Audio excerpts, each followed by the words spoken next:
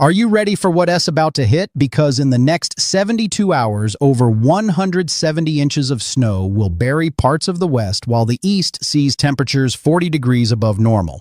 This isn't your typical February. This is history in the making. Right now, as you rewatching this, 3 massive storm systems are lining up across North America like dominoes ready to fall. And when they do, more than 70 major cities will feel the impact. The question isn't if you'll be affected. The question is when. Here is what S coming, and I need you to pay close attention because the timing matters. If you are in the Northeast right now, your storm is already beginning. If you are in Texas, Louisiana, or Arkansas, your window starts Friday morning. And if you are anywhere along the West Coast, buckle up because you are about to see something you haven't witnessed in years. But first, let me tell you about the reward waiting for you at the end of this forecast.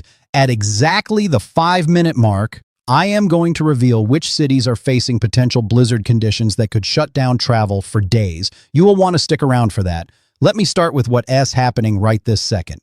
At 7 p.m. Eastern Time on Tuesday, February 10th, heavy snow is already falling across upstate New York.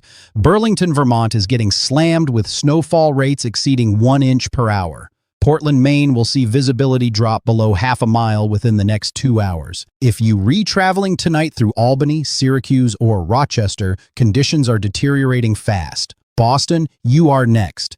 By 10 p.m. tonight, snow moves into your area. Providence and Hartford, same timeline.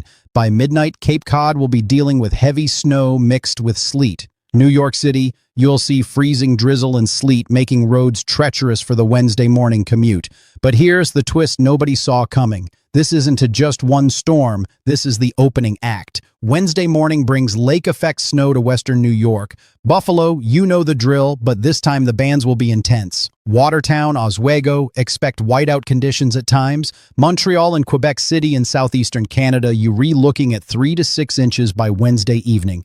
Now let me ask you something. When was the last time you saw a February this warm in the middle of the country? Because what's about to happen is remarkable. Oklahoma City, your high on Valentine's Day will be near 70 degrees. Wichita, same story. Minneapolis, are you ready for this? By Saturday the 14th, you will be 40 degrees above normal. That S, not a typo. 40 degrees warmer than average. Des Moines, Omaha, Kansas City, you're all in the same boat. This is unprecedented warmth for mid-February. But warmth isn't the whole story. Comment below where you are watching from, and I'll give you a personalized forecast for your area. Let us talk about Texas, Oklahoma, and Arkansas, because this is where things get serious starting Friday. Dallas, your storm arrives Friday morning. Not a dusting, not a light rain. We talking about a significant weather event that you haven't seen in months. Fort Worth, Denton, and Sherman expect heavy rain to begin Friday morning between 8 and 10 a.m. Rainfall rates could exceed 1 inch per hour at times. By Friday evening, you are looking at potential severe weather. Oklahoma City, Tulsa, and Lawton, your timeline is similar. Friday morning starts wet. By Friday night into Saturday, severe thunderstorms become possible. We talking about damaging winds up to 50 miles per hour, large hail, and yes, an isolated tornado threat cannot be ruled out. Little Rock, Arkansas, here's your forecast. Rain begins Friday morning, becomes heavy by afternoon. Saturday brings the highest severe weather threat. Fort Smith, same timeline. This system will bring beneficial rain 1 to 3 inches across most of Arkansas, with isolated amounts reaching 4 inches. Shreveport, Louisiana, and Jackson, Mississippi, your severe weather window opens Friday night and continues through Saturday. This includes damaging wind gusts, hail up to golf ball size, and tornadoes are possible. New Orleans, Baton Rouge, and Mobile, Alabama. Saturday is your day. Morning through afternoon, expect severe thunderstorms. Heavy rainfall totals of 2 to 4 inches are likely. Memphis, Nashville, and Chattanooga in Tennessee, rain arrives Friday and continues through Saturday. You are on the northern edge of the severe weather threat, so your main concern is heavy rain, not severe storms. Atlanta, you all see rain Saturday into Sunday. Macon and Columbus, same time frame. Savannah and Charleston, Sunday brings your rain.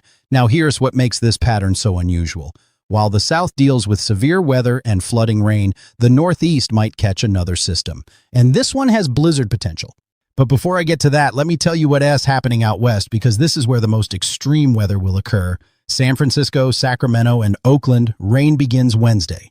But this isn't ordinary rain. This is the first of multiple atmospheric river events that will pummel California for over a week straight. Los Angeles and San Diego, you will see heavy rain Wednesday through Thursday, then a brief break. Then another round starts Sunday and continues into next week. Fresno and Bakersfield, you are in the bullseye for flooding concerns.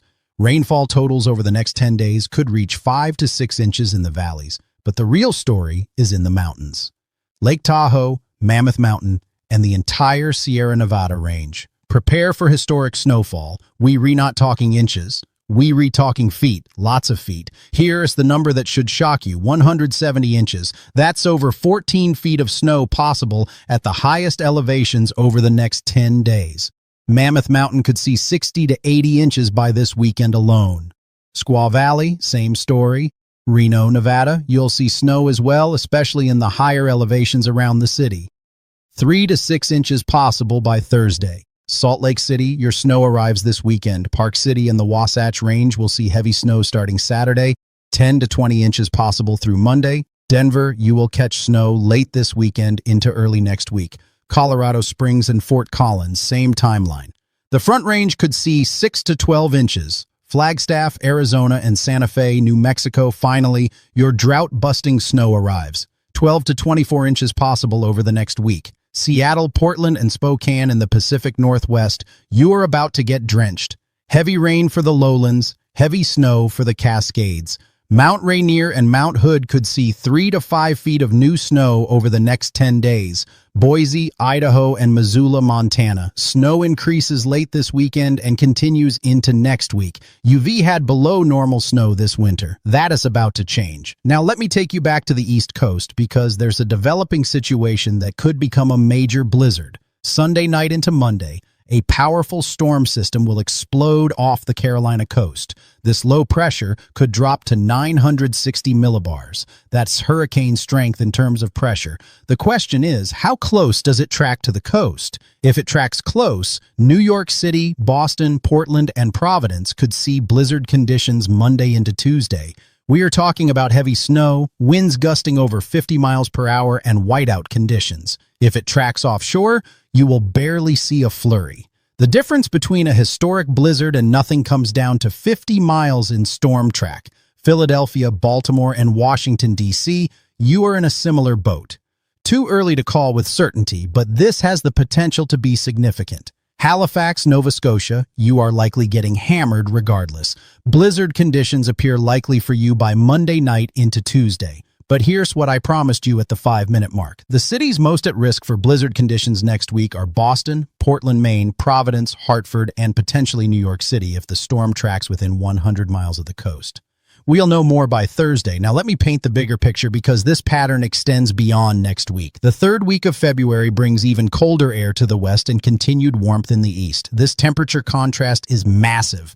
When you have extreme cold in one region and extreme warmth in another, the atmosphere becomes unstable. Dynamic storm systems develop. For the south and southeast, this means an increasing threat of severe weather and heavy rainfall late February.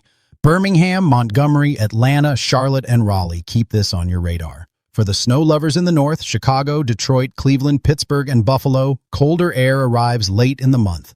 That means more lake effect snow potential and possibly bigger snowstorms. The West continues to see storm after storm.